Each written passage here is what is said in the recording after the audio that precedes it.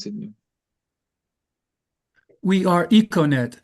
Andrius Kulikauskas speaking to you, introducing Montijn van Loo, who will be rehearsing a talk he's giving today in the Netherlands. And then we'll be giving feedback. We have Jere Northrop and Andrej Bugaev. Montijn, welcome. Well, thank you. So the whole point of this talk is to share with you the philosophy we use to organize certain events, me and a certain team, which are essentially from a city in Tilburg, in the Netherlands. So this philosophy, it's all about, let's see. Okay, I'm gonna hide this. All right.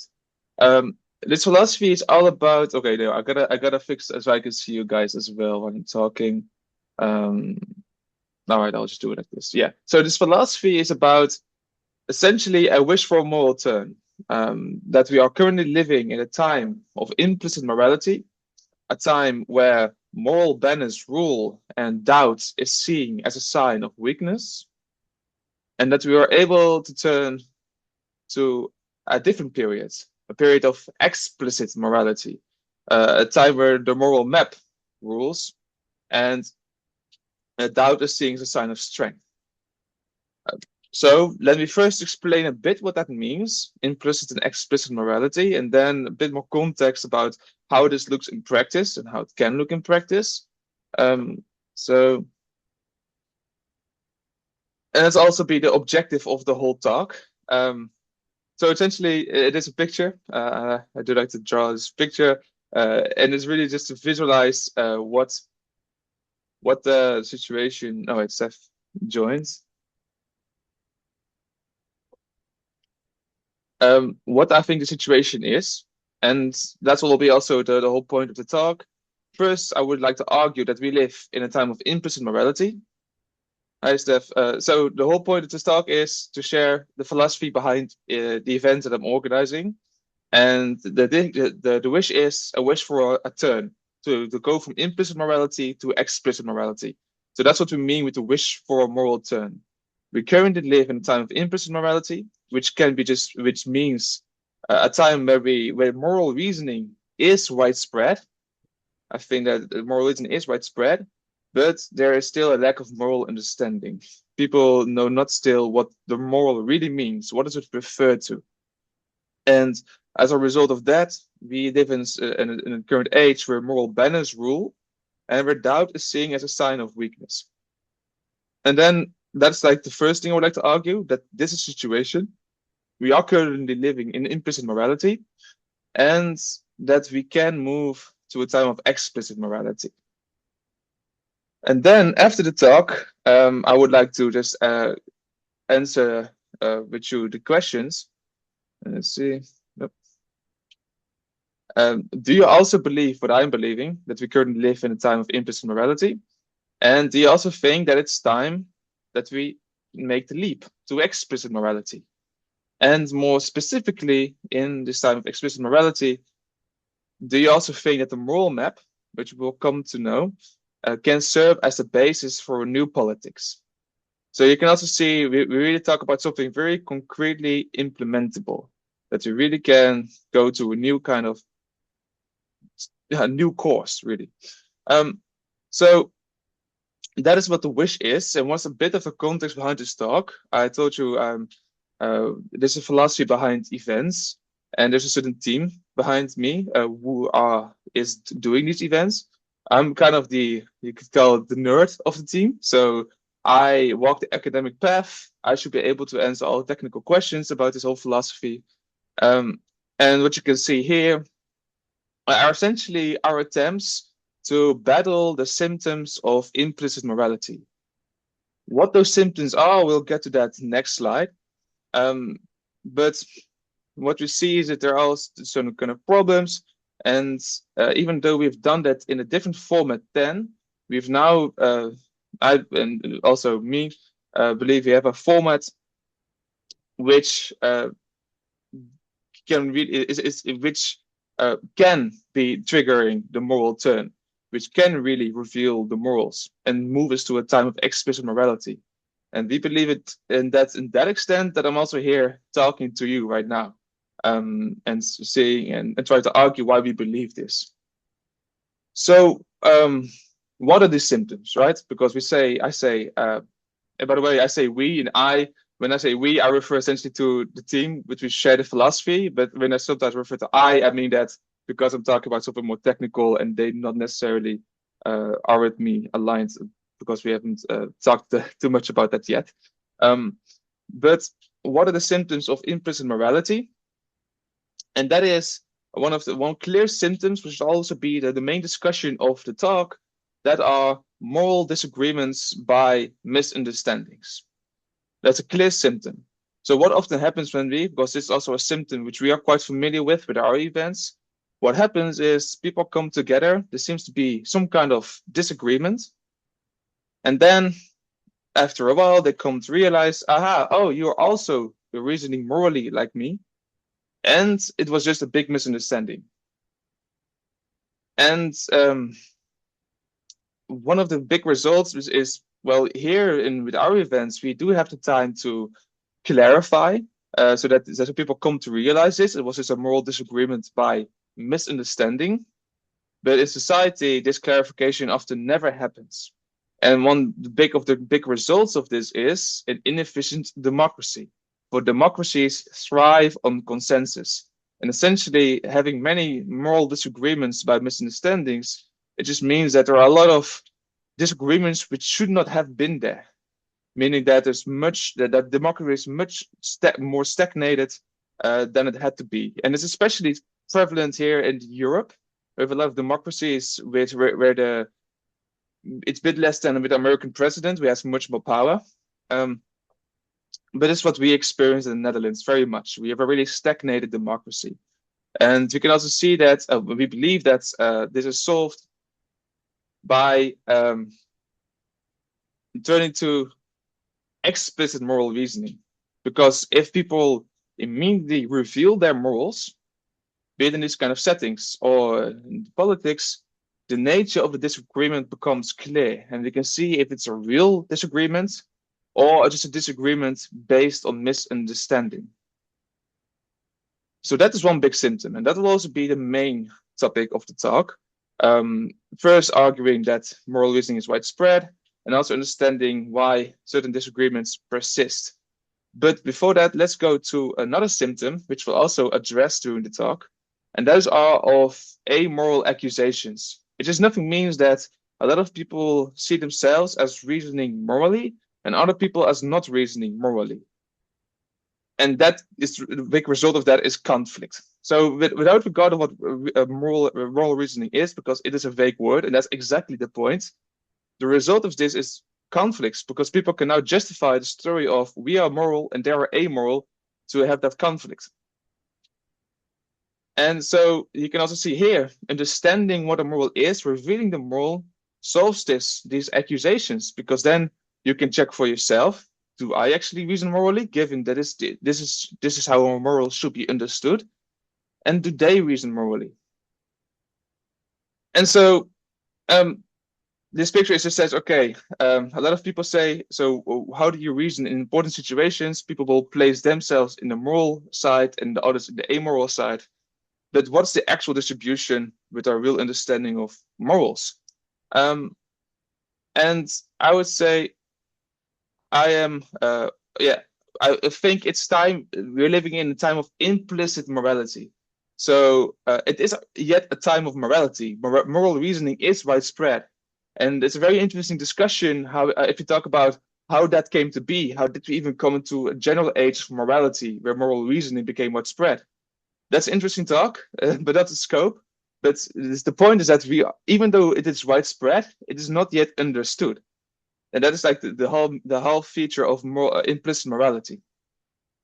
So, but yeah, so we are quite optimistic in that we think that the distribution is mostly on the moral side, especially in important situations. If you look at all people politically involved, most people you see want to be good in that sense. And for the same reason, we will also argue that because the moral is not revealed, is not made explicit, for the same reason, there are also a lot of dishonesty accusations. And that is because when we think that the moral is revealed, you are forced to make explicit your assumptions. And then, so we will come to argue that also because moral is left hidden, there are a lot of people can accuse each other of being honest without really understanding what it means to reason honestly. So well, also here we can talk about what is the actual distribution. And here I would say I'm less optimistic. But generally, regardless of what the distribution is, yeah, I think there are really ways to push this distribution to a more favorable allocation, to a more favorable position. And how we will push this, we will do that essentially with the power of questions. A power of a question which can turn the pride of people situated not in a, what we would say, desirable location on this little map here. And by asking them these questions, we hope we can push those people into more desirable locations. These will be called activation questions.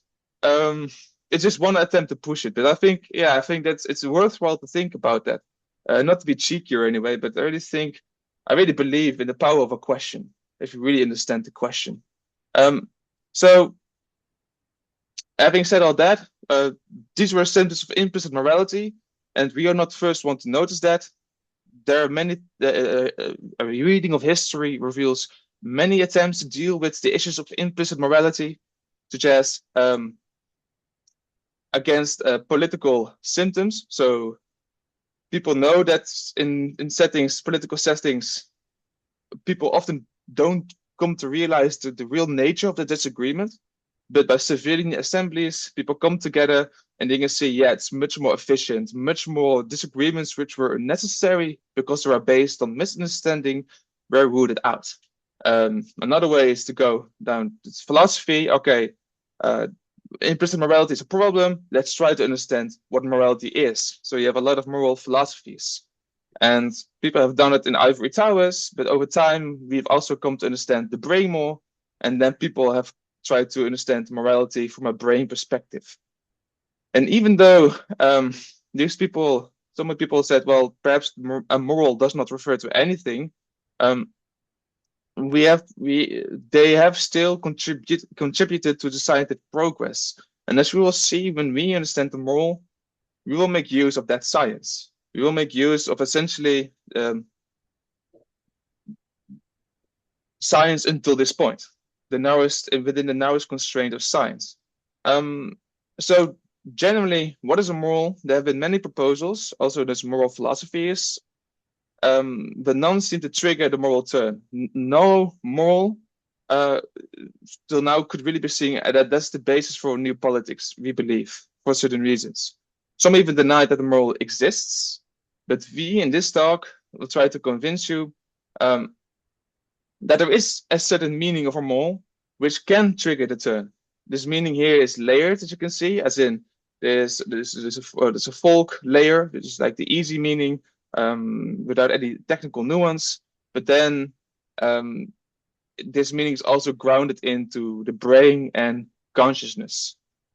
And this moral is in this way such that it can become a basis for new politics. It can get us from implicit to explicit morality.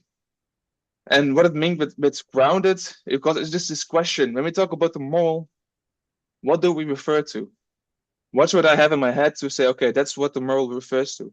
And that's what it means. It is grounded in neurology, in the brain and consciousness, in that when we use the word moral, we can say, okay, we point at something specific in the brain. Or we can also say, okay, we point at something specific in the conscious experience. These are like the two ultimate references, you could say. Okay, so that is what we believe. So let's just give the outline of this talk, and then perhaps maybe there's some room of questions, and then we can continue. So what I want to do then is say, okay, what do we mean with the moral? And with that in mind, can we then truly say that we live in a time of morality? So moral reasoning is widespread. And that will also be the big bulk of this talk, because, yeah, we have to understand what the moral is. And then we can say, okay, but why do these moral disagreements persist? Why is it so hard for people to come together and and to actually solve these moral disagreements, leading to all these results, undesirable, which we had discussed first. Then we have essentially talked about what the problem is. We can talk about how to solve these things. And then we will talk about essentially how we can get these moral kind of alignments in a certain systematic way, and how that gives rise to this moral map. And this moral map, which can also serve as new politics, actually implementable, and say, okay, this is how things need to change. So that's like the plan. First, the problem, we live in implicit morality, time of banners, and then how we can move to a time of explicit morality, where the moral map rules. So far, so clear.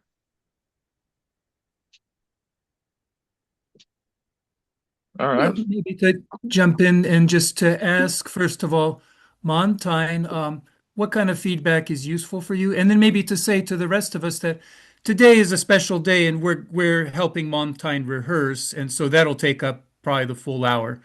But next time, we'll be able to, this will be very good for discussions next time in terms of application, in terms of whether we agree or not or whatever.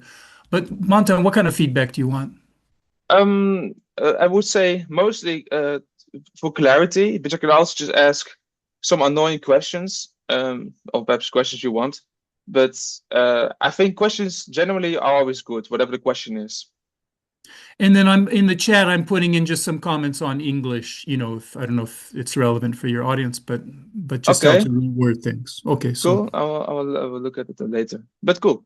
So that's what the plan is. So first we're going to ask ourselves, what is moral reasoning? And we'll pass by that question 3 times, every time getting one step closer to the meaning of a moral. So let's go the first pass, and this is the pass, okay, what does your gut feeling say?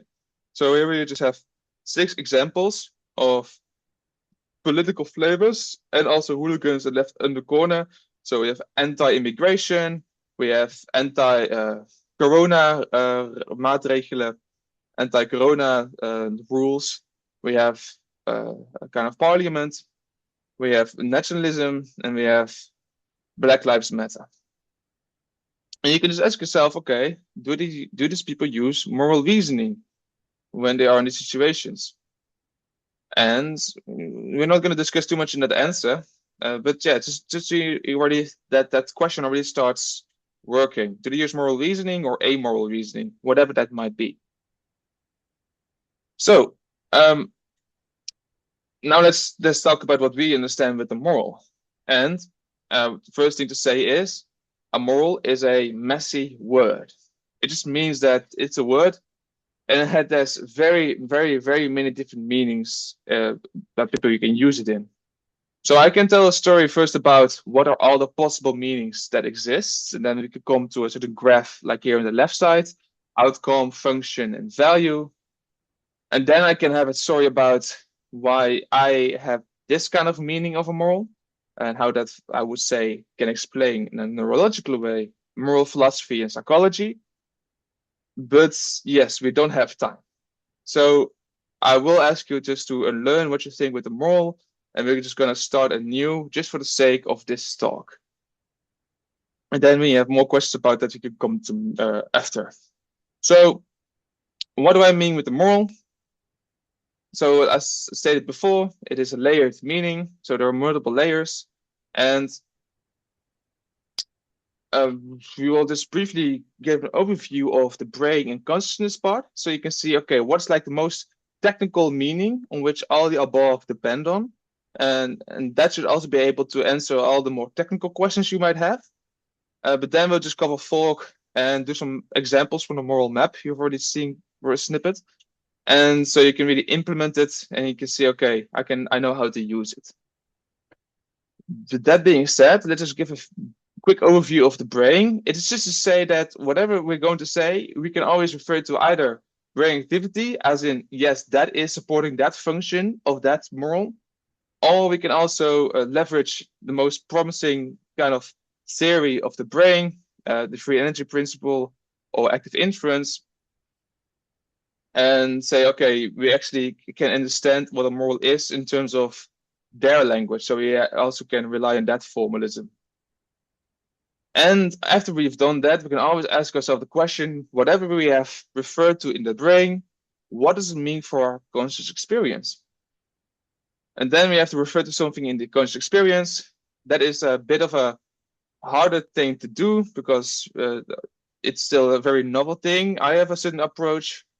So I believe that's also a story, but that's not the story for now. But I do enjoy it. So some of you already know that I'm interested into that, into formology. Some of you might have heard that. Um, so but we're gonna now cover the fork. We're just gonna say, okay, so this is what the underlying is. What do we actually mean in a more simpler way? A moral should be seen as an answer to a question. The question being, given a certain situation, which is that blue box, and you will see this picture many more often appearing, given a situation, what is now the most beautiful story we can tell, story being those yellow boxes, through our actions. And so essentially what you have is you have a certain situation. Well, let me see if you can, I'm going to do a lot of hand gestures. So you have a certain situation and you can tell multiple stories given a situation. And then you just ask yourself, what's the most beautiful one? And that word beauty, you can see it's folk, like what do we mean with beauty? But for now, that is the moral, some kind of valuation of the stories, and we take the biggest one. And then what does that mean to reason morally? To use a moral reason is nothing more than to follow a moral, to make that story, which is the most beautiful one, manifest. So let's clarify a bit of these terms. So the situation really refers to our understanding of the world and ourselves, because we talk about, given a situation, our understanding of the world and ourselves, what are the stories we can tell through our actions? In that, what kind of story can we expect as a result of our actions? And it's also in this kind of phrasing that we see the objective side of a moral, because it is always grounded in a certain situation and as an expected story behind an action. And more formally, this moral just means like it's this understanding of the world and ourselves. More formally, just means a model. We have a model, a generative model of of the world, how it reacts to our actions, but also to ourselves, how we react to our actions. And beauty. So when we talk about the stories, we do not mean aesthetics. So it's not about that. We mean this feeling of righteousness. And more technically, passive impartial value. We will cover that, why it's called that way, because yeah, so because you can really feel it then what we mean with the moral. And this also is a basis for the neural substrate of the moral. And more in a folk way, the moral is kind of how you wish to see yourself as another intuition bump. So let's go to an example. Let's make it clear immediately. So I already talked about this with Andres, I think, but it's a very simple moral. It's about a situation. So you have eaten your fill, you have food over, and you cannot share or save. And then you can say, okay, what story grows from this situation? And there are multiple stories you can tell yourself. Somebody who does not spill food but does harm to their body by overeating. Or the story of somebody not treating their body as a garbage can and learning to prevent these situations from happening again. These stories are told via different actions, so you can eat the rest and tell that story, or waste the rest or tell that other story. Then you just ask yourself, what is the most beautiful story from these two stories? Does it feel that feels most right? And then that will be crowned the moral for you. And that is an example of a moral. So moral is then here grounded in that situation from these stories. So another intuition bump is that of when we talk about the moral of a story. Essentially, what this does, this kind of structures, it just makes it explicit. Because, for example, we had a story to begin with, someone who did not want to spill food and died by overeating. We can ask ourselves, what is the moral of that story? And by revealing the moral in this way, we make it explicit. So it's really by saying, given that you're in this situation, what is the moral is nothing more than the most beautiful story you can tell yourself. That is the moral from that story. So by expliciting, revealing the morals, we are no longer left to guessing. And this is interesting because then we can teach morality in a different ways. And I talked about what was the time of morality, and I just wish to give a small hint because I think we can talk a lot more about this. But there was somebody who in the past tried to teach morality through the use of parables. But there was that could be in the start of momentum. But you can see that in the also I think if you do a psychological reading, the frustration was people did not capture the morals from the parables. It was too implicit, and this explicits it. And this is a very simple example, but we can go more complex, such as yes or no taking children. We can do exactly the same game. What is the story you want to tell yourself? So this is an example. What Oh, does that mean, taking children? oh, it's like a difference. So you're in a situation to take children, yes or no, and then you can also do exactly the same game here and ask yourself, what's the story you wish to tell for the story itself by What does it taking a mean to child or take not? children? To take children to a movie? Oh, sorry, yeah, it's my bad. It's about taking children in terms of becoming a parent. Having children, having children. You're right. I should. I will. That's fine. I will Just think about that. I'll just put a note. Mhm. Yes. But that's an example for moral. Now, before we again go to the question, okay, do these political parties do morals? I want to go you through the main bulk of uh, the of understanding a moral to really make it click. There are a few considerations we have to make, and that the first one is of demandingness. So consider this problem, this following situation. So you're in a position to help everyone all the time. Do you do it? And then you can say, well, let me see what moral I can follow here. So you say, what are the stories I can tell myself?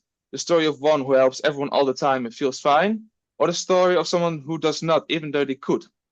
And then you can say, oh, the moral, well, it seems most beautiful that the left one is the moral. But then someone else can say, aha, you cannot demand that moral. And why? Because the situation that situation implicitly assumes is a certain fact about you yourself.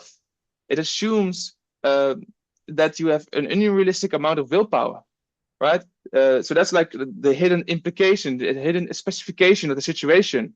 So you have infinite energy in time, and that's not, but it's the case. So we cannot tell ourselves these stories in our practical life. So that's what we can. So that's how we can subject a moral to the standard of demandingness. We cannot demand a moral by just essentially saying the situation about ourselves, the fact about ourselves in which it is grounded.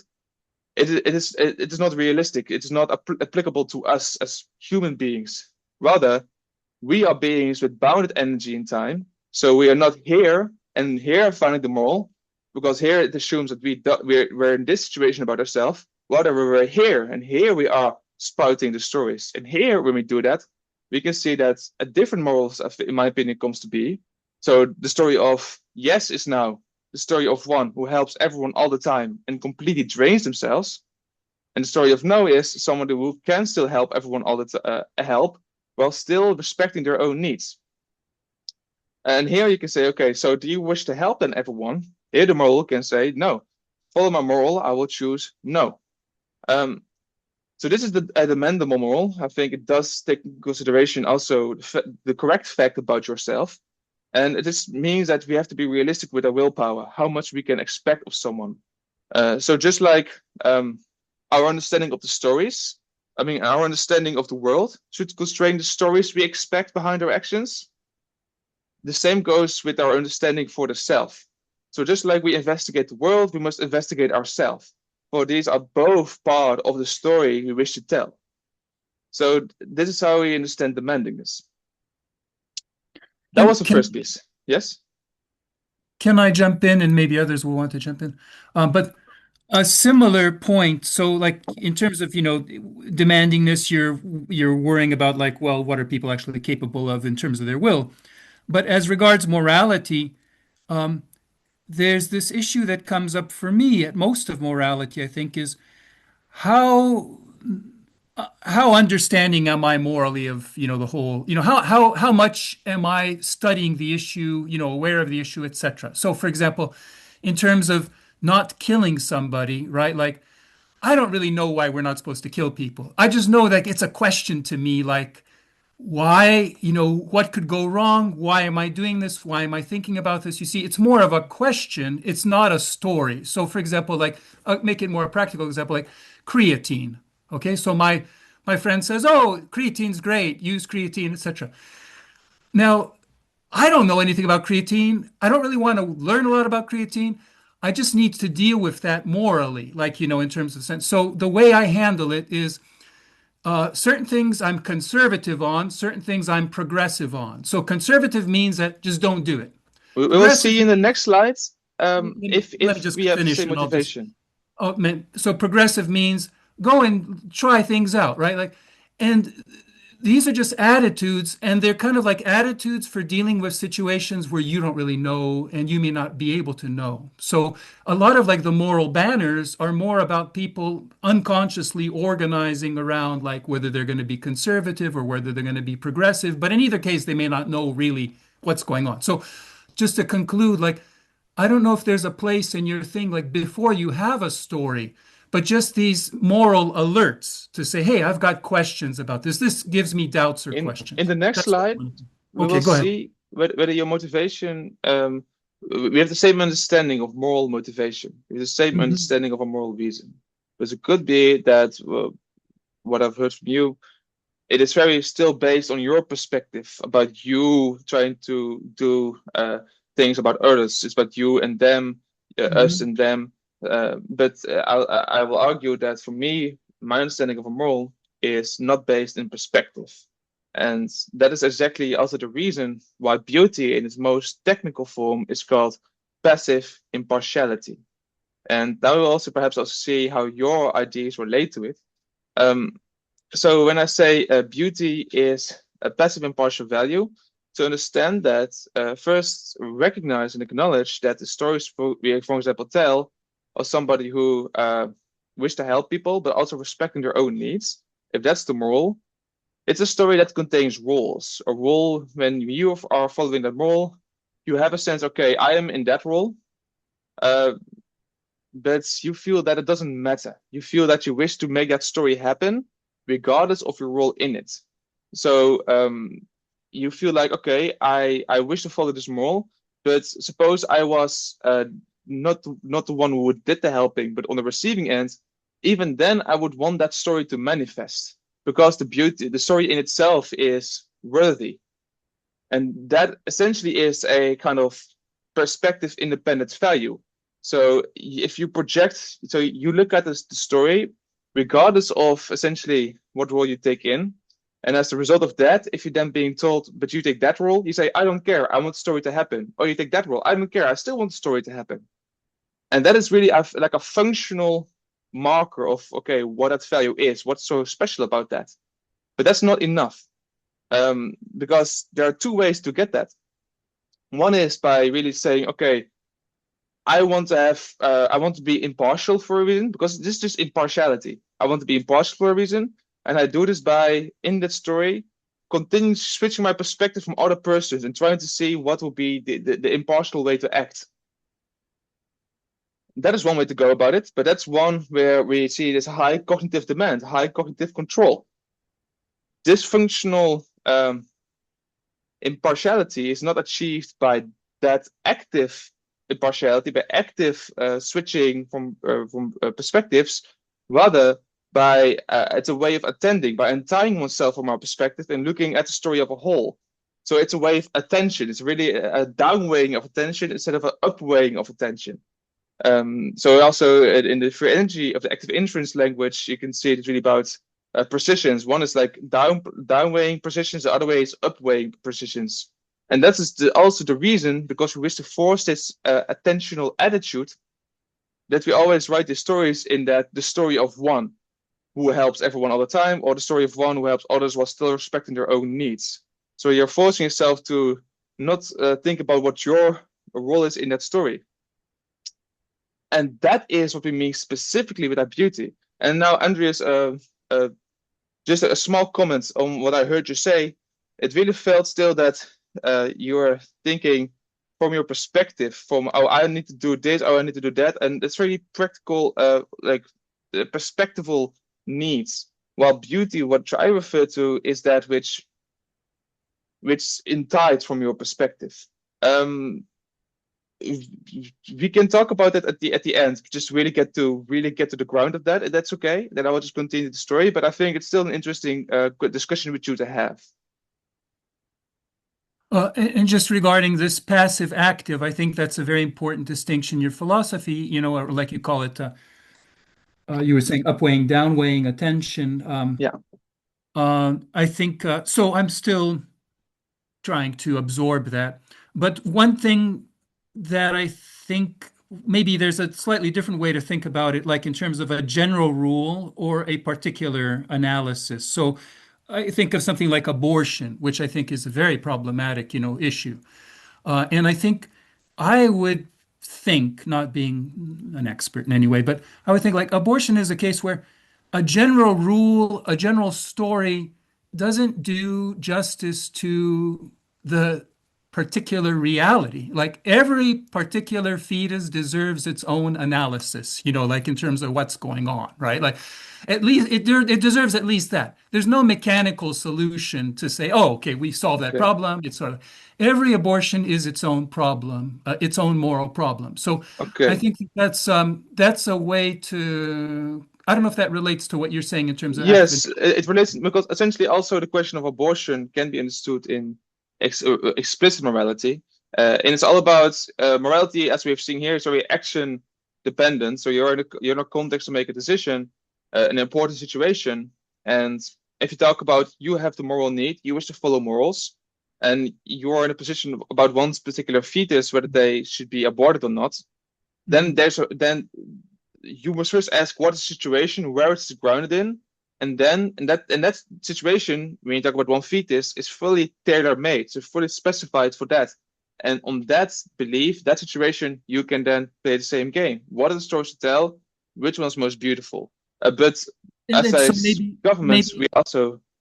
Maybe that's speaking to the significance of situations. So another case that relates to this on television I saw here in Lithuania, there's this radical right-wing politician, and he said, oh, he got a law through the parliament saying, oh, if a foreigner commits a crime or has committed a crime, a serious crime in Lithuania, and then they go to jail, and then they're like, oh, they need to be deported. Okay, so the idea is that there's a general rule that any foreigner who has committed a serious crime needs to be deported.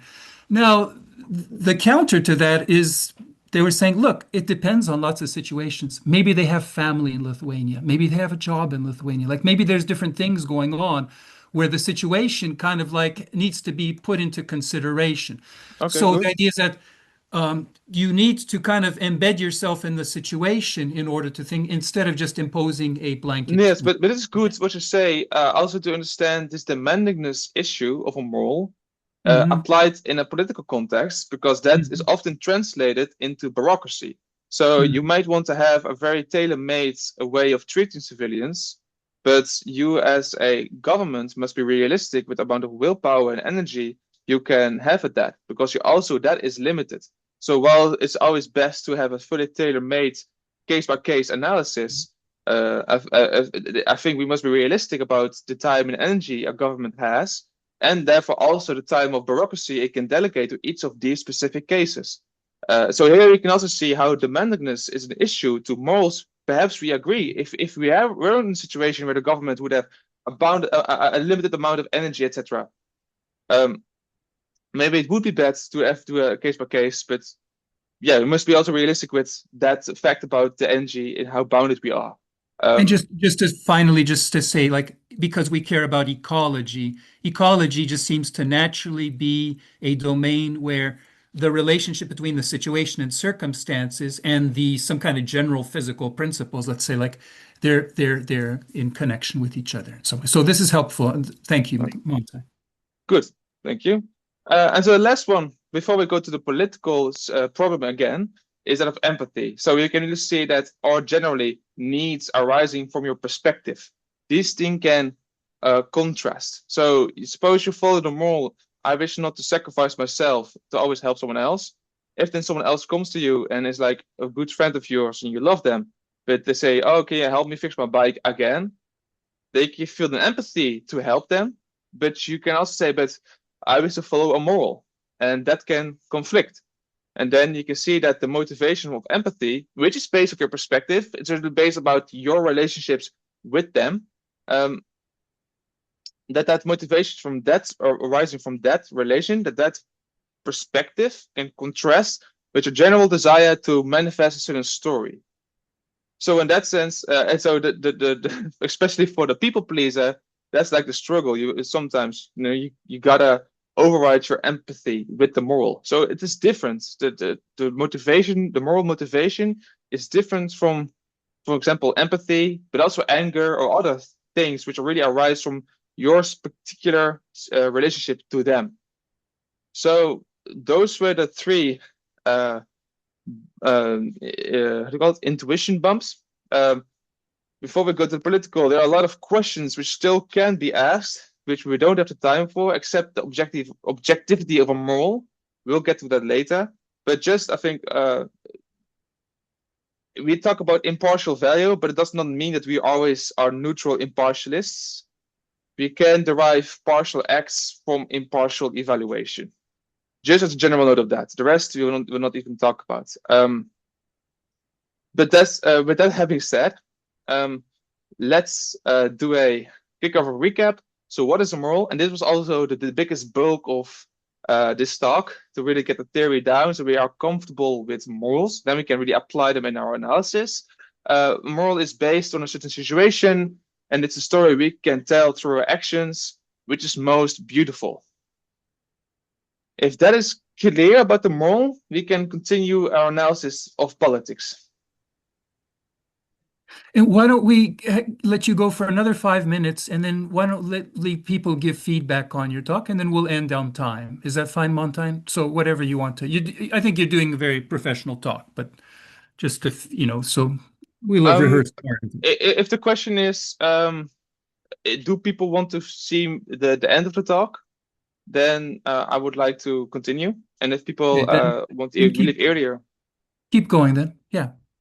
So yeah, just really, you can leave at any time. I'm just grateful that I have this opportunity to to try to what do you call that? Argue, persuade you that we're now at a unique time in history where we can actually move to explicit morality, and this can become the basis of new politics.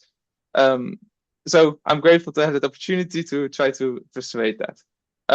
So again, the second pass, we have now our understanding of a moral, so we can actually apply that to these political examples, and you can already see the direct issue. For these people to reason morally, we need to understand what are the stories they are trying to tell themselves. How do they wish to see themselves? So looking at all these political examples, if they are reasoning morally, what are then the kind of stories they tell themselves? And if they're not, what is then going on? For example, with the hooligans, hooligans is really an us versus them attitude. So it's really based on your perspective of you are this team and you're fighting against the enemy. So you can really see that the reason they have is often based in perspective. So you can also say that's then again not moral, but are there still morals they could follow, which they can have? And you will see as a general thing, regardless of what I'm going to say now, we will always have underdetermination, because we can never be sure. But we'll see how those, whatever the distribution will be, we can push it in a certain way. But let us try to investigate. Do they have moral reasoning? So what are then the stories they tell? And there are essentially two kind of political morals, which seem to be coming kind of hand in hand. And it's always based on a certain situation. So a situation of there is a possible societal change. And then people can find a moral to support this change, or people can find a moral to resist this change. So when there's a possible societal change and people can support it, they will talk about, yes, this change is progressive. So that's the progression story. When people want to resist it, they will say, oh, this change is regressive. So I want to tell myself the story of somebody who's fighting against aggression. So that's the anti-regression story. these are kind of the stories which explain most of, I think, moral reasoning in politics. And often the conservatives embody the anti-regression story more, and the progressives embody the progression story more. And for example, two concrete examples of that is an anti-oppression story. So anti-oppression stories are very progressive stories often. So there's now a certain oppression going in society, and you must have societal change to fight that off. There are many examples of that. And there's also an anti-degeneracy story. As for example, we have to protect our people against the degenerate invaders of perversion, etc. So they really want to protect our society. Or another example would be like with AI, right? Like, are people afraid of AI? They would be conservative or regressive in the yes, sense yes, that they're afraid, so they would really see AI as a regressive societal change. Yes. or the opposite, they could see progressive, so Yes, yes, yes. And that's that's exactly the thing. We can see one societal change. We have reasons to formulate two kind of stories, and hmm how do we even mediate between those two? But just as an underlying, what's like the common denominator? And you can say that the underlying denominator, especially in the anti-oppression and anti-degeneracy, is an anti-corruption. People who are anti-oppression, they feel that the oppressors have a corrupt heart, and we have to at least get rid of their influence, either by them changing or by removing them. And the same as the anti-degeneracy, we feel like these people are corrupted in some way or another, and we must defend ourselves against that. And so generally, the general moral, I think, in the abstract is anti-corruption. But that's, if that becomes explicit, is also a very, very dangerous moral to hold. Because, well, we said it here. Well, yeah, it is a dangerous moral to hold, and it has been held many times in history. But let's just first go at an example. So, what is a political example to also show that morals can be applied to political context? For example, here would be the example of the transgender situation. So that's also my own interests. There's societal change going on regarding transgenders, and we as a persons can also have this option. Do we resist or support this kind of changes? And if so, in what way? But you can also see here that the situations in political systems are also very complex. And this will be like a general feature. What is the transgender situation? For example, how should our government do a trans care, or how should we as society treat them? And then, especially here, the word gender is almost as messy as is the word of a moral, right? It's a very messy word, and that also just makes it very difficult to even understand where we are basing our morals in. We won't have the time to go into my understanding of what the moral is, so don't look too much in this picture. But this is one example of a political region on the moral map, so the region of the transgender situation. But we can also go to housing markets, or social cares, and general economics. And there are a lot of problems because, as Steph also, I think, said, economics is a very complex system, and we talk about stories we can expect behind our actions. And the systems are very complex. Yeah, what story do we expect behind our actions? It's a fair question, but I think even though it's difficult in nature, the best we can do is be explicit about it. So that we can also, but we'll get to that, how that it translates in actual politics, how this can become the basis for new politics. Having said that, we can now essentially go to the third and last pass of this problem. Do these people use moral reasoning? And I believe many of them do. I really think this widespread, and even people who are hooligans can even use moral reasoning in that they think, well, it is the beauty of competition. I myself am a boxer, and I do not fight to win from the other guy, but I just see beauty of two persons, battling it out. And I think all of these people, most people do have moral reasoning. We are already living in a time of morality. It's only implicit. And that is really what the first part aimed to show. But suppose we are somewhat wrong, and the distribution is less optimistic as I am talking about it now. Then we can see how we can push the distribution into a more favorable location. So we are again at this map. So people, there's some distribution of actual people where they actually are sitting on the map. And by just asking them a question, which you can phrase directly or in terms of morals, in important situations, do you use moral reasons? That's a question. And if they have a bit of pride in them, in that they want to actually understand the question before they answer, they're not afraid to understand the question. By having revealed the moral, they come to know what it means to reason morally. They come to check by themselves, do I actually reason? And then if they don't do it, then their own pride will push them towards that moral side. And essentially, that's just a very desirable looping effect. And so there's also, you can also phrase it in morals, but it doesn't really matter. The overall idea is that we can leverage the power of questions to push this distribution to a more favorable distribution. And we'll see there will also be questions we can get to go to the other one. But let's do a quick recap. So the point of the first half of this lecture, which was now, was to explain we are living in a time of implicit morality, where first morality is widespread. We are living already in a time where moral reasoning is widespread. It's just that we have fundamentally different stories, and that has very consequences on the moral disagreements we have, and especially on why they keep persisting, because it's still left implicit. So that's where the next half of the talk will be about. So the last part of the problem and then the solution. So before we move on to that, let's see. Yes, so it's almost also almost time. But so if people want to leave, that's fine. If people want to stay, that's cool, and I will just continue the presentation. So any more questions, or should I move on?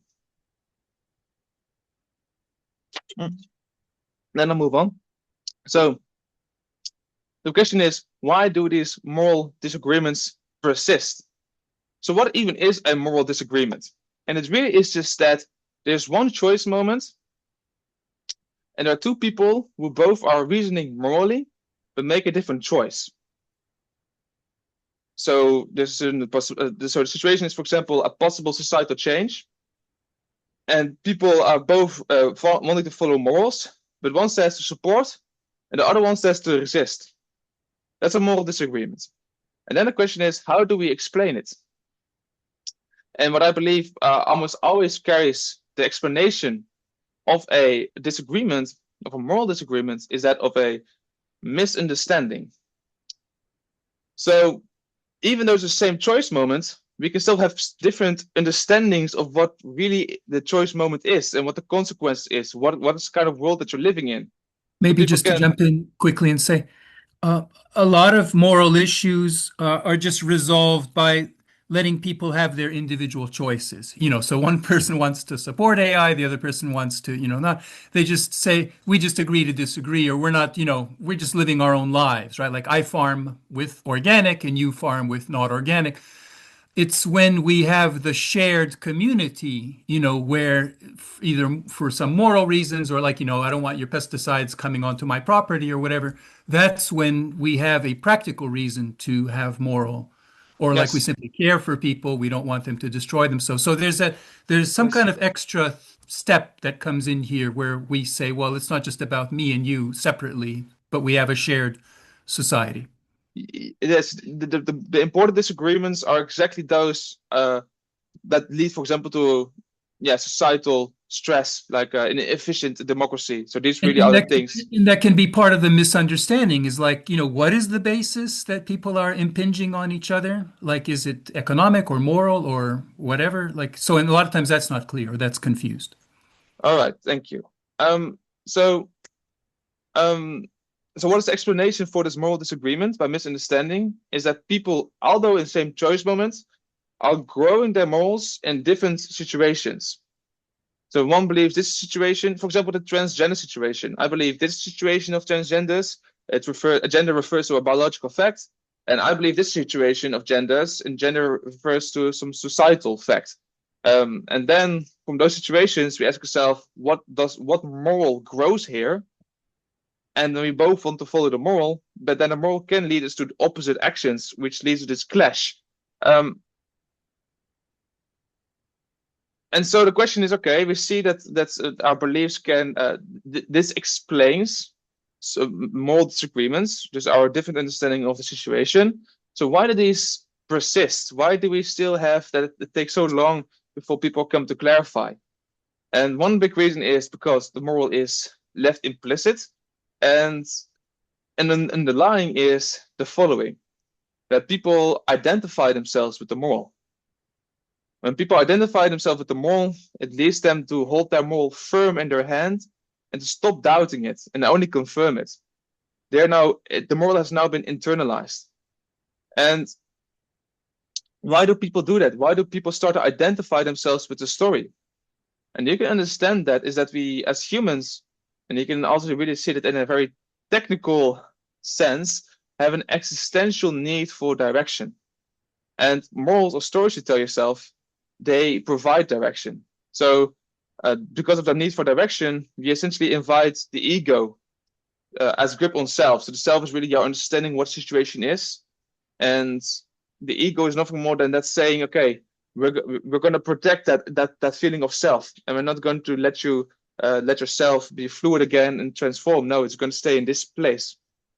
Examples of just general banners are, for example, love. When you're in love with somebody, you imagine, as in the story, you can tell yourself about you two being together for always, and it really provides direction. And you see, it's also like if you let go of that, it's really destabilizing. It can also be with ambition. You feel like you have a company, and every day you invest in it, and that's like the story you tell yourself, and that provides direction in your life. You can tell yourself you're doing the right thing, or social status. I'm a good parent.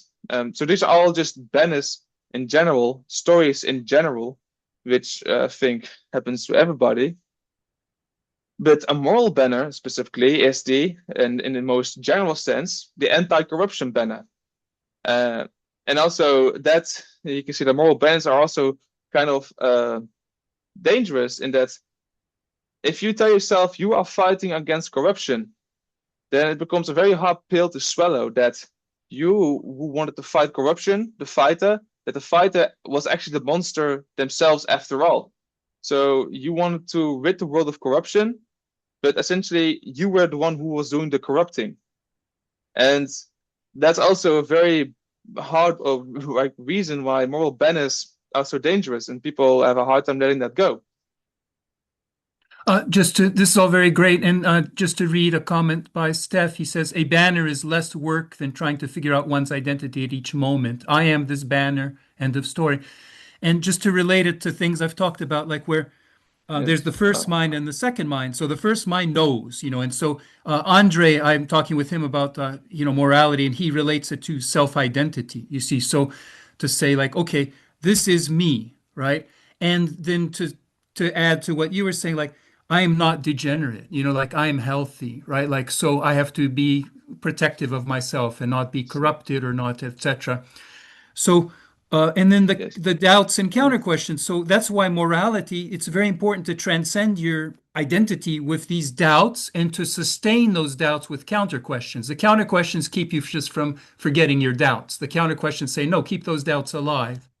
So just jumping in there.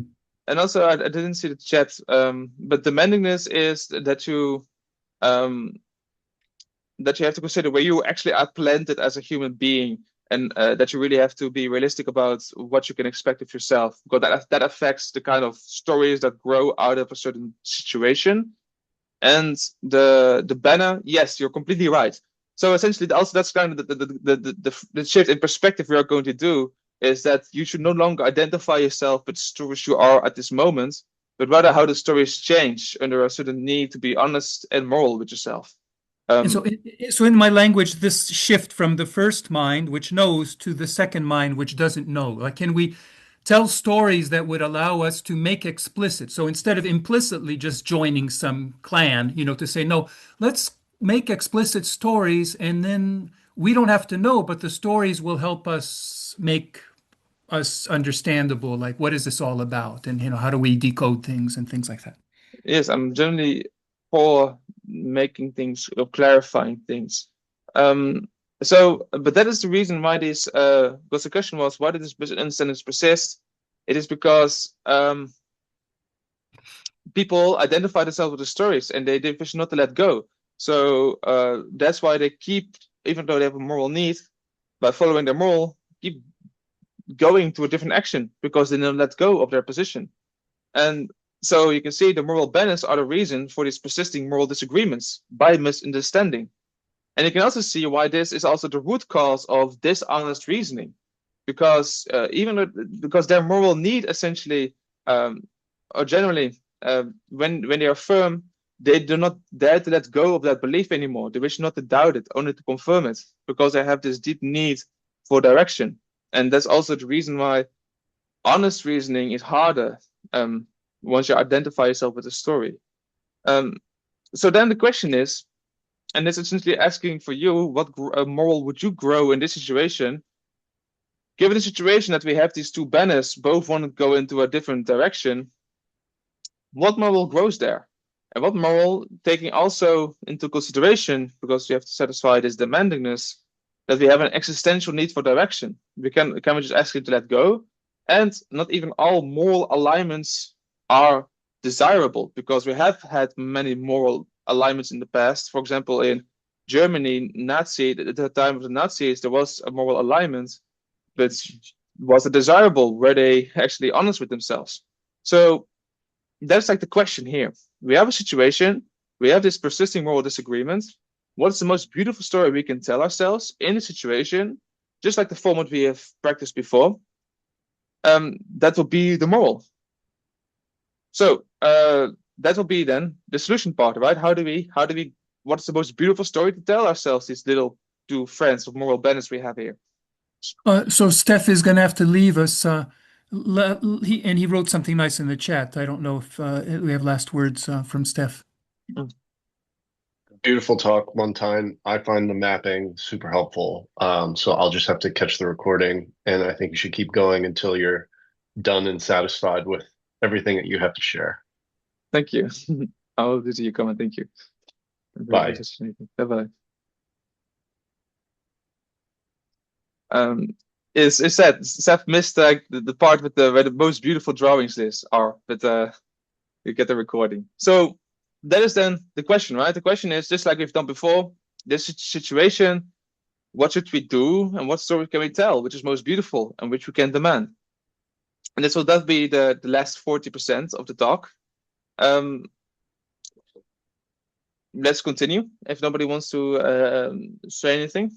So probably when you ask this story, what is the most beautiful story we can tell ourselves? You probably think also yourself, okay, it probably involves letting go, right? We're holding a moral firm in our hand, and we have to let go. So let's first understand that. What happens even when we let go of a certain belief, when we let go of a moral? What happens then? And to answer that, we must understand first what does beliefs really mean, and by virtue of what it was placed there to begin with. And that is that our brain is essentially a probability machine. It tries to understand the world in the most neutral way possible. So in that sense, you can say, and there's a lot of nuance here, and I have to be careful here, because there's our brain does unbiased inference of the world we are coupled to. So it means that when you let go, you essentially start to orientate yourself again. And you essentially, through belief space, through all your possible understandings what the situation is, you just try different things to see with accruing evidence what seems to be the most plausible. So that's what happens when you let go. You just go somewhere. And let's also see where the objectivity of morality lies in. For objectivity is in how we tumble. Because only when we let go, we start to really seek these interactions with the world again. And then how our beliefs change over time, that is how objectivity is expressed. And that's what does tumble mean? What does tumble mean? Tumble essentially is like a figure of speech about a leaf falling down from a tree, and it says it tumbles in the wind, and it just is being it has no grip at all on situation. It is just being forced and pushed in all kind of directions as the world demands it. And in that same vision, when you let go, you also just start experimenting again, in all honesty, And you also, in your belief, you start tumbling with the evidence you're accruing, and eventually you end up somewhere. And then so where you strand, that's where you end up. It's not random. It's really based on your interactions with the world. So so we can see that by letting go, we also we can show the objective side of morality. But then the question is, of course, can we demand letting go? Oh, but first, let's first understand what it means to only hold morals that return. So to hold a moral that returns is not. When you say strand, how we strand, what does that mean? Oh, it's like a ship. Where we strand? A ship which was caught up in the storm. It we strands are somewhere. stranded. Where we are stranded is not Yeah. where we end up. Okay. Yes. In English, it would be kind of like how we roll. Sometimes they say how we roll, and where we end up is not random. Okay. Yeah. So I'm using You're like talking to Dutch people, they'll understand. Yes. It's not Dutch, it's me. I'm sorry. Okay, that's fine.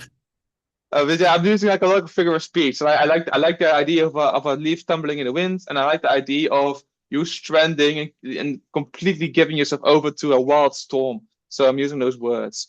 But then what does it mean to hold that which returns? So what does it mean to hold a moral that returns? Essentially, it just means that you now are at a situation that once you start doubting it, doubting means you let go. You start this process of tumbling again. You said, okay, but what is really true? You start to orientate yourself, weigh all evidence, etc. And at the end, you're forced to reconsider, well, I am at the same place where I was. So that's what it means to hold a moral that returns. When you let go, it comes back. And that is the essence of honest moral reasoning. That is what it means to reason in an honest and moral way. That the morals you follow return. And now this sounds very nice in practice and say, why don't we do that? And that really brings us to this. First part just to jump into like how moral,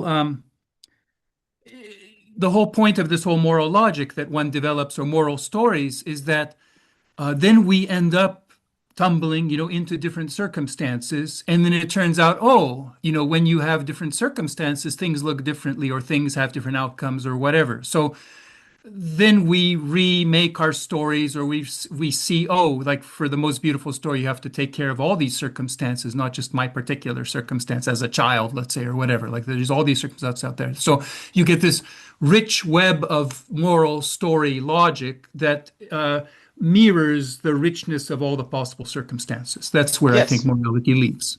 Exactly. And that's exactly the moral map. The moral map, the basis is the certain situations you can find yourself in. So we'll get into that. And that will also be the basis of new politics. But just to end this slide, to hold that which returns is also, I think, the way and the best you can do to get this notion of true morals. Because, well, we of course want to have a situation, a belief about a situation which is true, but you as a being can do nothing more than hold that which returns. So which is also, like you could say, a necessary property of a true belief. But that is also a motivation to hold that which returns, because you want to have your morals based in truth. But it sounds very nice. But the big question is, can we motivate letting go? Can we motivate someone?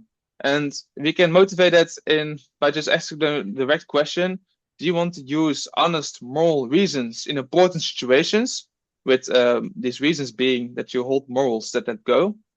You can also you can ask them this question, but essentially we can appeal to their moral need and say, well, how should we morals? What is the story you would tell yourself of yourself about how you act in important situations? That you hold morals where you may perhaps live a lie because you're afraid to lose directions, or where you only hold morals that return because you wish not to live a lie.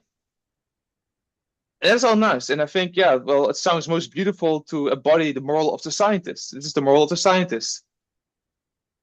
But can we demand?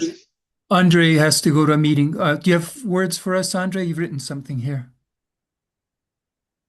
I think we will discuss it later. See you later, guys. Thank you, Andrej, very much. Thank you. Okay, so the big question is, can we demand this moral? And I think that we, well, yeah. So the question is, can we demand this moral? And that becomes an issue. But before we do that, what is the effect of this question? It's the same question, activation question, which we had before. Just like the first question, what was the moral of the artist? Push the distribution to the left side. This question pushes them to the downside to get in that moral, honest reasoning in important situations. But yeah, we can say this is a moral, but can we demand this given our existential need for direction? So we have this issue again, and we must understand, well, can we demand this? And for that, well, it's a question, but do you understand the question? I think there's one issue that comes up here. Your whole program is about making morality explicit, moral stories explicit, but that also means making circumstances explicit. Yeah. And one challenge with that is privacy. You see, so a lot of reason for like disagreements or clashes or etc. is that people aren't comfortable explaining, or they're maybe vulnerable explaining their circumstances, and so they don't want to share that, and then it becomes impossible to pursue with your program because the circumstances are simply not understood. It's fine, because then the situation is, given the situation that we have a need for privacy, and I think there's also a virtue to that, what's not the most beautiful story we can tell ourselves as a society? Do we have privacy rights? I think in many ways there is beauty to that. So you can see how flexible it is. I think, like, for example, with drug use, right? Like, if we don't, it's a problem. Like, if we don't understand what people are going through, then how can we be? Do you see what I'm saying? Like, it's not having knowledge of circumstances makes it problematic. Like, how do we address it? But that's fine, because then that is a situation. We are in a situation where we don't know how to most effectively solve. So what's the most beautiful thing to do? Think about it, and what's the best story we can tell for ourselves? So it's really flexible. Morals are very flexible, because it's that you just shift the situation to a different situation, a different place on the moral map, which we can grow our morals. So the question is then, okay, can we demand this moral? Can we say just let go and just let go? Can we do that? And I think that this moral is demandable in virtue of minimal guidance. And that's just to say that wherever you strand by letting go, you always have a certain guidance left, but you can always grow a moral. And that's like the minimal guidance. Wherever you strand, you can always grow a moral anew. And in virtue of that, I would say, yes, you can demand the moral of the scientist. And it goes many ways that this minimal guidance can help you. For example, with suppose you are loving and you have a heartbreak we have to go over. You can say, you know what, I will just let go, because I know wherever I strand, I can find a moral anew. I can again find a moral anew. And same goes with ambition and a status. And another way of saying is this: there's an invariant, something that always sticks with you. And here you can also see why a theological interpretation is interesting, because it's really what I believe theologists say, with that God is always with you. But without going too much into the theological reading, if you then embody this the moral of the artist and the moral of the scientist, what effectively happens is that the scientist decides the place on the moral map, and the artist decides what moral to grow there. And so you have this certain relationship between these two functions. So the artist, and there's one relationship that the artist works within the constraint of the scientist. So the artist is trying to see what's the most beautiful stories, but the scientist essentially is given the constraints in which these stories can take place in. And so the constraint includes the circumstances and the possible actions and the possible. Okay, basically all the details of the map, except for the aesthetic solution, let's say, right? Like all the information of all the information that the scientist has, that is one point on the map. And in that point, the scientist will sprout their stories within the constraint. And then we will see. So the artist is like a creative engineer, like a problem solver. Like the artist, yes, the problem, and then the artist tries to solve the problem. And to have Like a different politician, a good politician would be an artist. Politics later. First, this dysfunctional separation is really this idea that the scientist is interested in the what is, and the artist is interested in the what do. So it's really about the art of moving forward. And to the politician, often, which is also a critique, is that this separation is not clear, and they and political terms, they often do both dialectics and rhetorics, and that is really also a reason why democracies are so messy. Well, and so like if there's the third mind, then the third investigatory mind is all about distinguishing like what is the problem and what is the solution. Like, what's the job of the scientist, what's the job of the artist in a particular stage. That's like where the investigatory, which is kind of like what you're doing, I think. So that would be the third, that'd be like the meta mind, right? Like so. Okay, good. And just a bit of poetics, if you allow me, but we've talked about moral banners, and when we essentially go to the perspective of the wielder, the banner is a static moral. So you're fixed here, and you keep using this moral the rest of your life.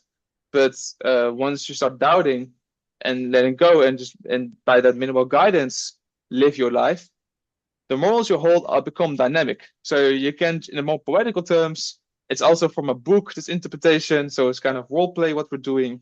But you can interpret it as one is holding a banner on which you can see the moral. It's static, and you stay there. And essentially, by only holding morals that return when you let go, you consequently start to wield a torch. And the torch is fed by doubt. This is a bit of beeldspraak. I don't know how to say it. Figure of speech. Yes, I really like this. So thank you for bearing with me. So we can return to the question we had in the beginning, and we're almost done. We can return to the question we had at the beginning. So the question was, we had this persisting moral disagreement. How do we solve it? And we've seen that we can demand of each individual banner to let go and to, by minimal guidance, just sprout a moral anew when they have stranded. So now the question is, how do we solve this? And we can say a moral alignment by letting go. And this is based that people are coupled to the same world, meaning that if they both let go and they try to understand the world, because it's the same world they are trying to understand, we can expect, and there's nuance, but we can expect them to converge, meaning that by letting go, they come to a similar spot. When they've done so, they, by minimal guidance, say, okay, but what moral grows here? And in that sense, we resolve a moral disagreement by misunderstanding through alignment by letting go. And that.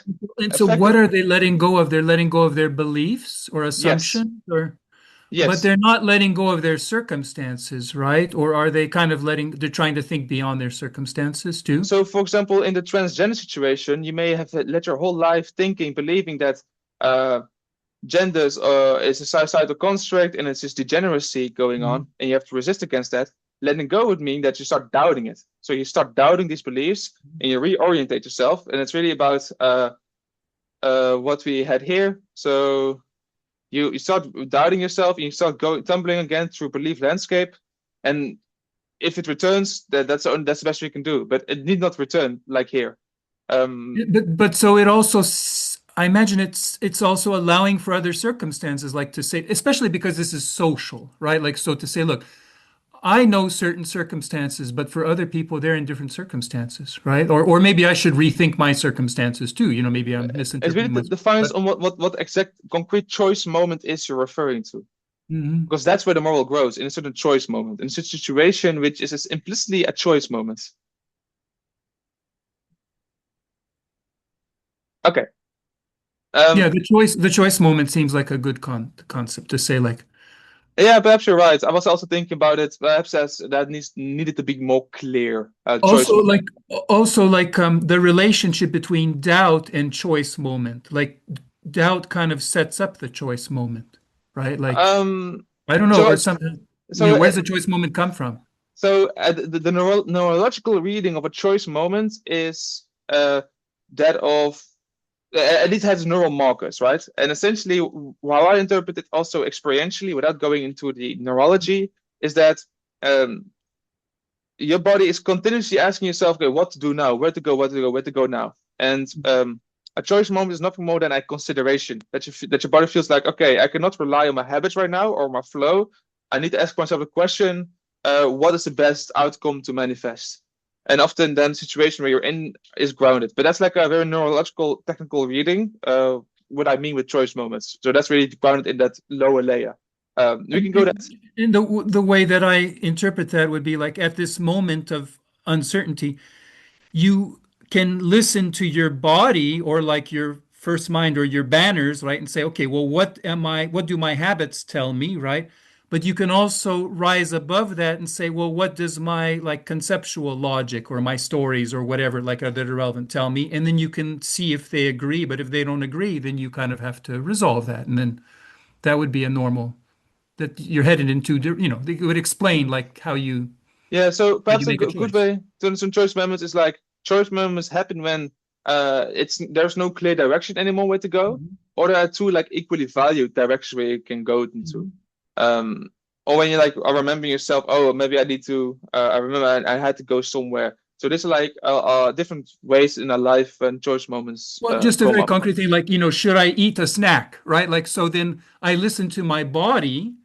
My body will tell me something, yes or no. And then I listen also like to a whole construct of concepts and principles to say, well, is it a good time for a snack? Like, can I come up with a story for this snack, whatever? And then there's this tension between the two. And then you try to resolve it or whatever. And then that's a choice. So, Yes, you can be very explicit then in that moment to separate the motivation that arises from your perspective of you just want to satisfy your hunger and the motivation that really arises from the story itself.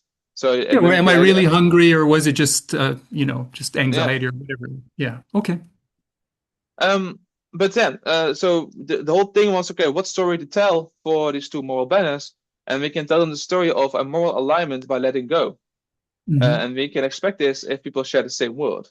And that's essentially what the philanthropist moral does. It essentially just says, well, I see beauty in the story of people coming to morally align by letting go. And effectively, that in terms of that interpretation of this distribution, it just nothing means that you are, if you follow the philanthropist moral, you also wish to push people, be it via questions or someone else, into that honest and moral reasoning region of this map. Because only when people reason honestly and morally, we can get these moral alignments by letting go. I think also in terms of this moral communication, there's two aspects. One is to be able to say like our ignorance, like I was saying, like I don't know why I should should not kill people, but I feel very strongly it's not something I want to consider, like, I just as a personal, like, etc. But if I have more confidence about certain things, like let's say I believe in freedom of speech or whatever, I can say, let it play out. Let me let go of everything and let it play out. And then we will see. Like, let's test this, because I feel strongly that it will return one way or another. Like, the moral reason will reinvent itself or return to itself or whatever. I can just start from zero and it'll come back. So yes, there's two different kind of cases there. Let's see. We can try to discuss at the end, but let's go to the last part, the last 10%, and then we're done. And it's all about, okay, so we hopefully it was understandable that we live now in a time of implicit morality, where moral balance rule, mostly, and where the doubt is mostly seen as a sign of weakness. People do not see a reason to let that go in that sense.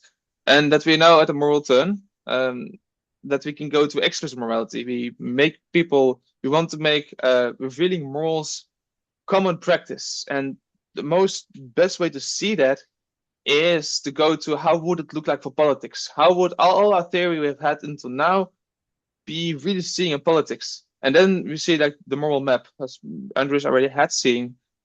The moral map just really, you can see that revealing the moral make explicit the underlying assumptions of the story you wish to follow. And then we can force this format for party manifestos. And this really allows for us to, in large scale, compare all these party manifestos with each other.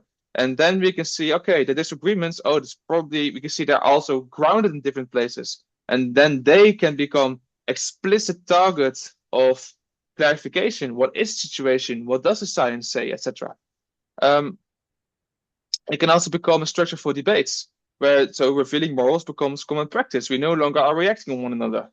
And effectively, what this moral map does is separating the dialectics from the rhetorics in this way.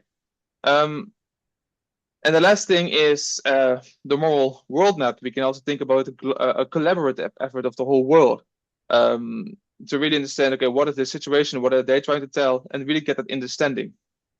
So that is essentially how it looks for the new politics. And so just the last slide, me and my team, we think this is a societal change we are backing up. So this is a possible societal change. And this is also essentially a political moral. What do you guys do? Do you support or resist it? And just as I give us a last warning, whatever story you give, the progression story, I mean, it's also kind of anti-corruption. And that's also like a danger, a last warning I would like to end this talk with. Suppose you were to support it, and you would say, okay, I want this societal change to happen. And then in the most poetical way I can think about saying it, those who raise the torch against corruption risk corruption themselves the most, even in this story.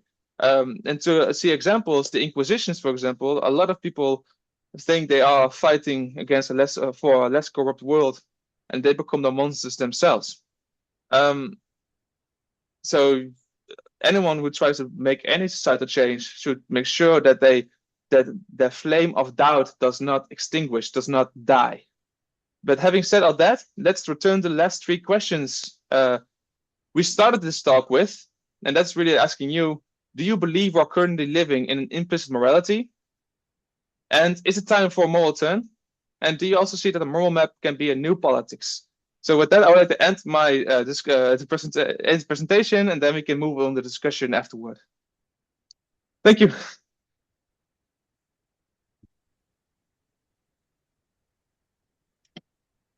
Let's see. Okay, Jere, yeah. Let me weigh in with some comments here. I agree with your final slide that we are living in implicit morality, that there is just time for a moral turn. The moral map is new politics. I think that's possible.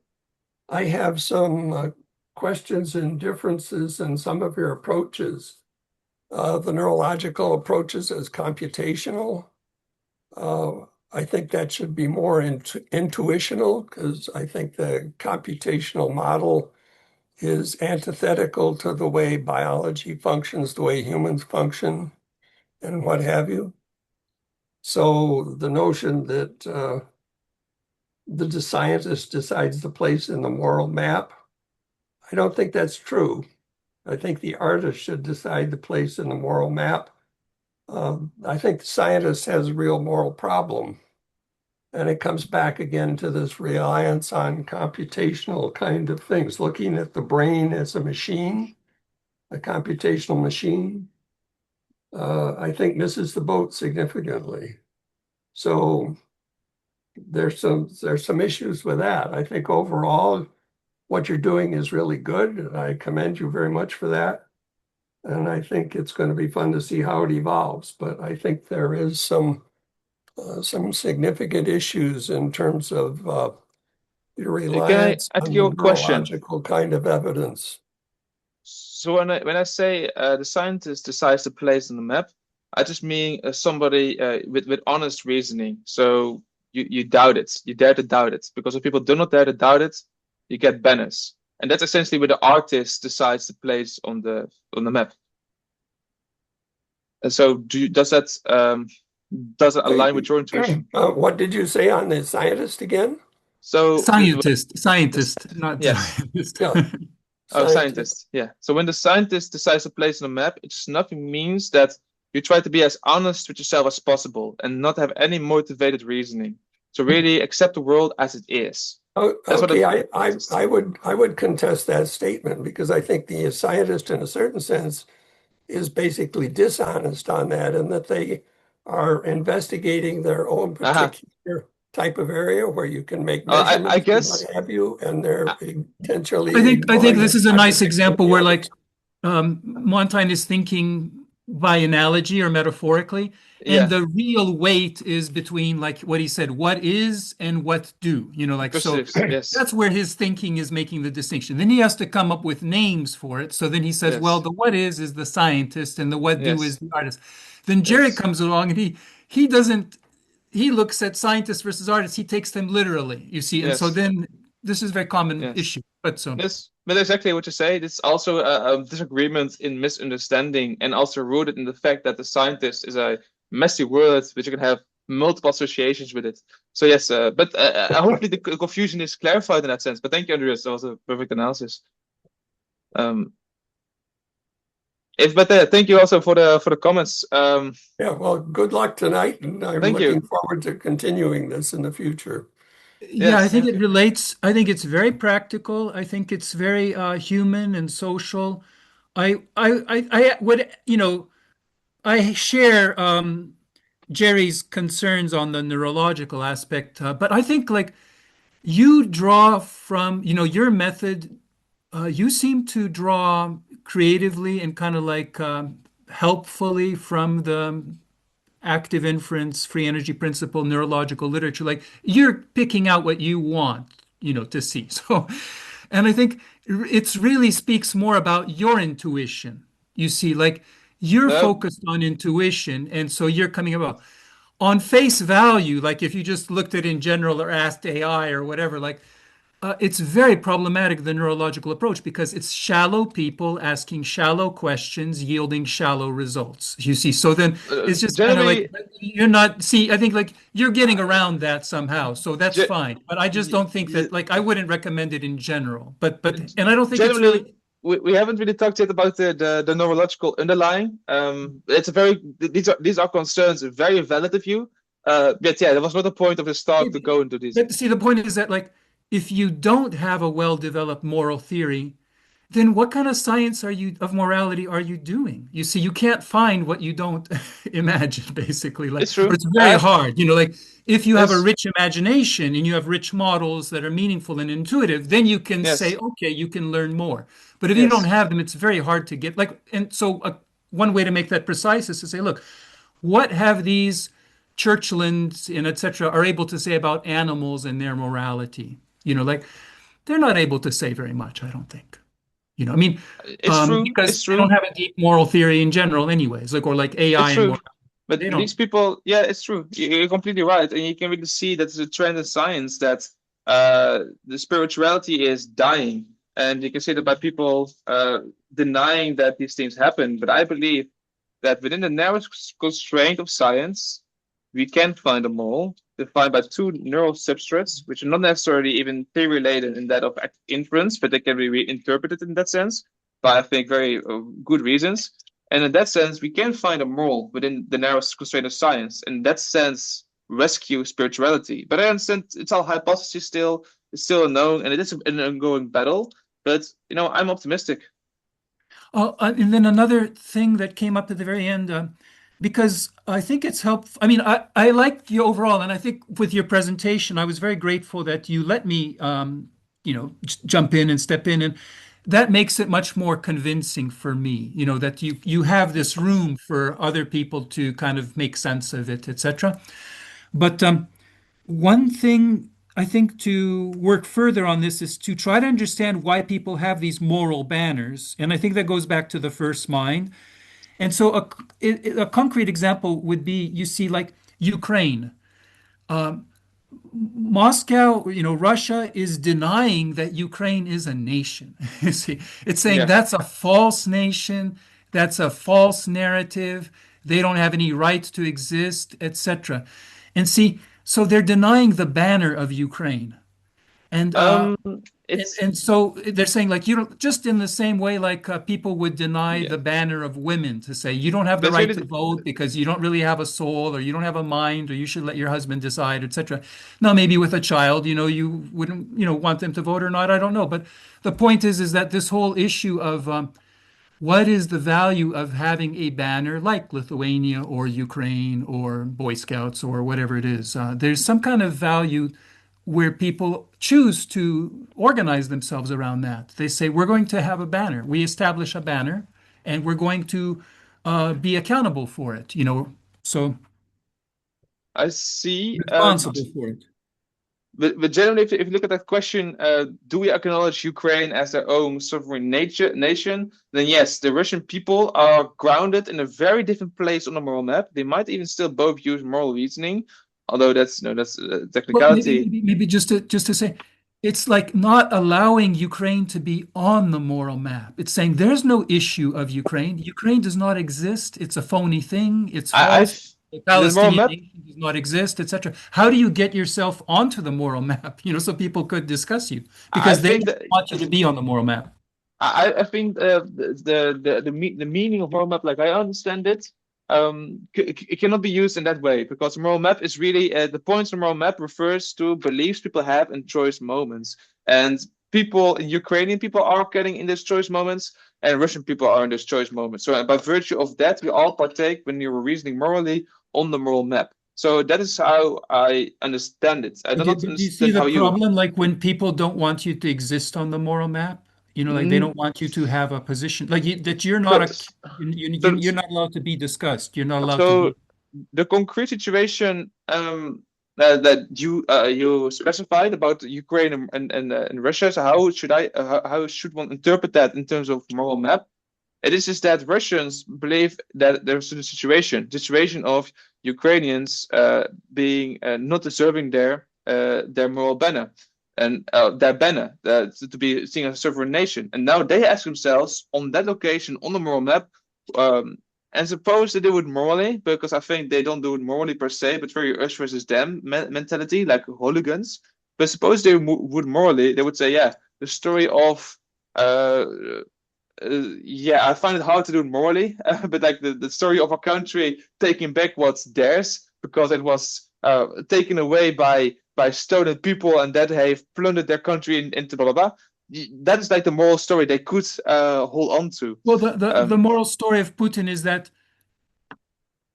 Ukraine is a corruption, right? Like it never Yeah, should have existed. It doesn't need to exist. It should not be acknowledged. We should just get it back. And like, there's nothing to discuss. Like, so then the question is like, what do you do with a moral map there? Like, because, or how do you just, and the point is like, it's about having a but banner. Like, who has the right to a banner? but And sort of just say so, that like the right of self-determination, so that people. suppose we would have Putin's reasoning explicated. So we would ask Putin to reveal his morals. If he is able to follow on, he essentially will contribute a moral map. He will first make explicit what his assumptions are, what does he believe to be the situation, and then say what morals grow there, instead of what he has been doing and what is also he is seen doing in interviews, go about a very long story events and not go Well, concretely he, into he he the actually morals. he actually has a very complicated moral map. I've kind of stated it briefly, and so I think the point is that what do we do when we like in order to have the discussion you want, you have to share the topic. You have to share the moral concern or the moral need, you see. And if people refuse to connect on that level, they refuse to say there's a shared topic. They say your topic is unreal, my topic is real. Well, And how that's like, for do example, in my the US, they talk activation about questions? pro-choice versus pro-life, right? Like How do, it's the pro-choice versus pro-life, they don't share a topic. They have two different topics. well, they share a choice moment, and then we can see that we can ask them the activation questions, right? Well, maybe that's a question like how does it work in the case? Well, I guess first of all, how do the activation questions? I've never found them very working with me, so I don't know. That's fine because You didn't ask you them, really have to, but how would it work because with others? Like in this case, like one because person's pro-choice, one person's yeah, pro-life. we just ask them, and then we say they might say yes intuitively. Yes, I have a reason to reason honestly and morally in important situations, and Right. then we say, what do you mean, and what do you mean with that? And we just keep on pushing until they become very aware. Oh, this is what it means to reason morally. This is what it means to reason honestly. And if they have any pride in them, they will say, oh, well, I have to check. Am I actually doing that? Or am I just saying that because it feels nice? And if they have any pride left, they will push themselves. Their own pride will be turned against themselves to push them into the desired region. I think one way to look at this is like banners are kind of like shortcuts, but you can always get around the shortcuts. So, for example, if you go back to any of these issues and say, hey, let's make it concrete. Okay, you don't have to believe in Ukraine, you don't have to believe in, whatever. But let's just talk concretely about like this particular city, right? Like what's going on there and who decides, right? Like here's a city, who's going to decide what's going on there, etc. It becomes concrete, and the same like with a particular fetus, right? Like this particular fetus, what happens? So once it becomes concrete, then you can start the moral map. And that's exactly what At a revealing moral certain does. point, you see patterns, and then people can agree on a shared language, and they can agree on shared, Yes. moral banners and things. Yes. But Yes. before you even, so these are cases where it's just so bad that you don't have that shared language, but you can go to shared circumstances and say like, hey, are we going to have a ceasefire or not? Right? Like, for example.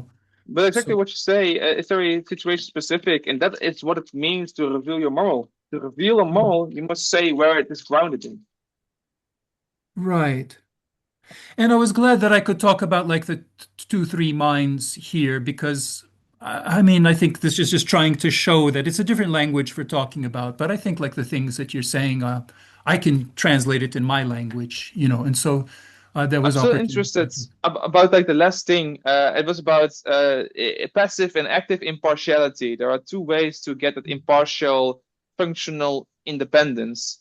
Mhm. And it felt, and when I hear you explaining your way of navigating moral life, it feels very much still from your perspective, as you have you are embedded in a certain relationship with other people, and that gives all kind of considerations, and you have to think about that. While I'm really hinting at you lifting that perspective. But I don't know. Do you understand the difference between active and passive impartiality? Well, I think maybe one difference is that just the life I've lived has me simply not. I feel like I live so differently than other people, that I just simply don't worry about how they live. It's basically like unless I have any. So I really don't have a lot of moral issues because I really don't care. Kind of like morally, like I simply say, look, my moral belief. I've I can ask dedicated you the my whole question. life to. Pardon? Do you have do you want to reason morally in important situations like politics, for example? Well, I don't think politics is important. Like what I think is important is like the three minds. Why do people not care about the three minds? It just seems so basic, right? So that seems important, like or the relationship between God and human. That seems important. I don't see anybody like so for me to tell people, hey, why aren't you thinking about God, right? Like, or why do you not think about God, or why do you? They just don't, and it's like they.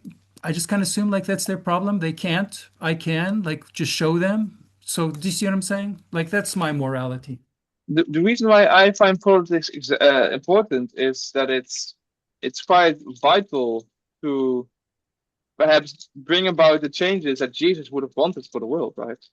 Well, so concretely, like I have always been concerned about this war in Ukraine.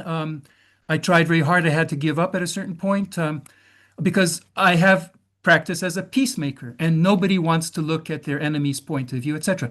So now I've gone back. I've become a member of Kiev Independent, a newspaper. I've got I access to their see. Discord server, and I asked that again.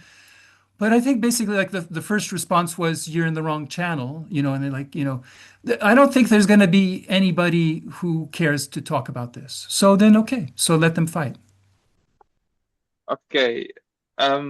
Generally, it's interesting how you like I see hints of active impartiality about really perspective taking. While the way I will go about it's really not about perspective taking, rather it's about what situation and what story to tell, which is independent. It's entitled from your perspective. So it's interesting. We think we have very different approaches on how to live life. And in my Well, I'd understanding like from to all. create that story. I don't want to, I'm trying to say, like the whole peacemaking thing, look at it from your enemy's point of view. Let's create a story that would make sense for the enemy.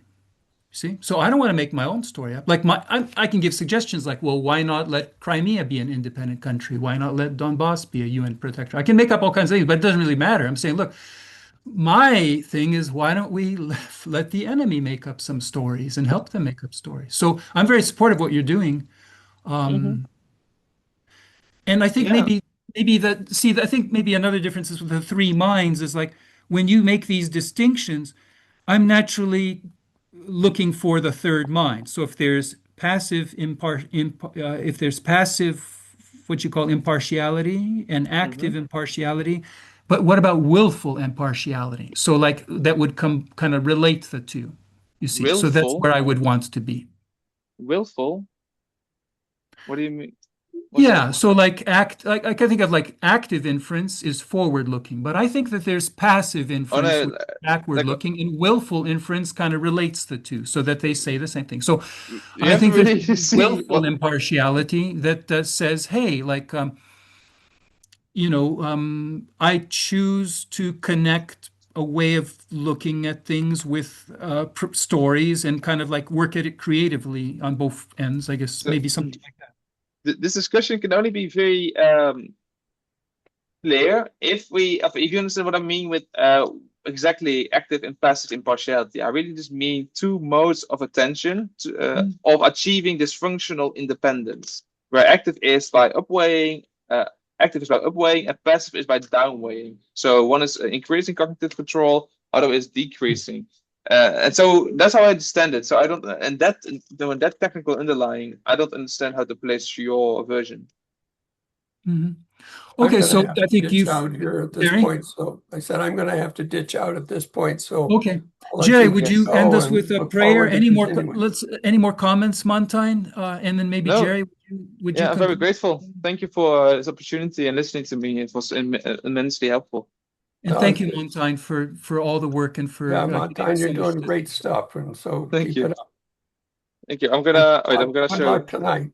Okay, thank you. See you next time. Okay, we pray for your success tonight. Good night. Yes. Okay. Bye. Yeah. Thank you.